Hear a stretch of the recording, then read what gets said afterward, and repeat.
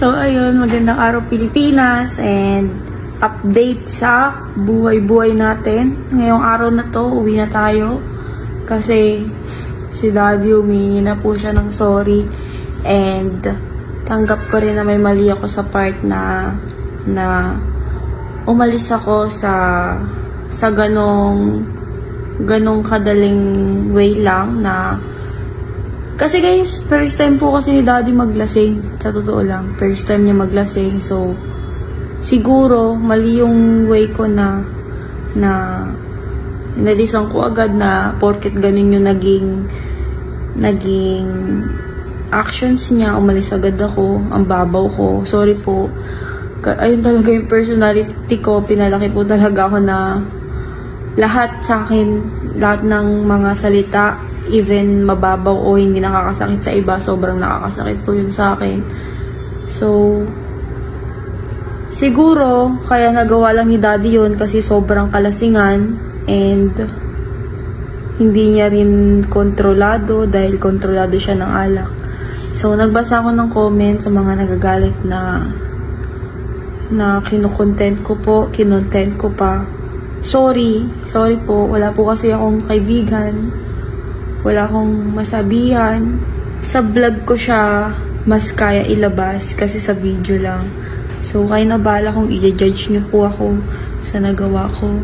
Pero, all I can say is, inaantay ko lang yung sorry talaga ng tatay ko. Kasi, hindi ko na po nilabas yung actual video na nalasing siya yung mga pinagagagawa niya. At para sa privacy namin, pamilya. So, sorry po kung binlog ko pa yun. Sorry po kung sa ganung paraan, umalis ako ng bahay ng ganun lang, napakaliit na problema para sa inyo. Sorry po. Sobrang gulo lang din talaga ng isip ko noon and na-trauma ako sa mga sinabi sa akin ni Daddy. So, ngayon po, uwi na po ako. Nag-sorry na po si Daddy. And sana maging okay ulit kami, makapag-banding ulit kami, maging masaya ulit kami. So, sa mga nagko-comment na content lang kasi may sugal, hindi po para sa sugal yung video na to. Totoo po ito na nangyayari, cross my heart. Totoo po ito na nangyayari, hindi po dahil sa sugal. And para lang po sa kaalaman nyo, na yung sugal po na pinopromote namin ay legal at nagbabayad po ng tax and hindi po siya pinipilit, hindi po siya para sa lahat, hindi po kayo pinipilit na maglaro sa ganon, sa ganyan, hindi po kayo, wala pong halong pamimilit yung pagpopromote ng sugal.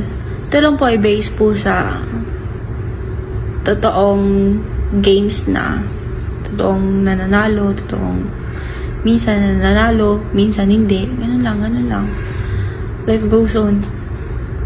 So, sana po maintindihan nyo and excited na ako umuwi. Hindi ko alam kung ano mararamdaman ko pagkakita ko kay Daddy. Sana wag mawala yung closeness namin.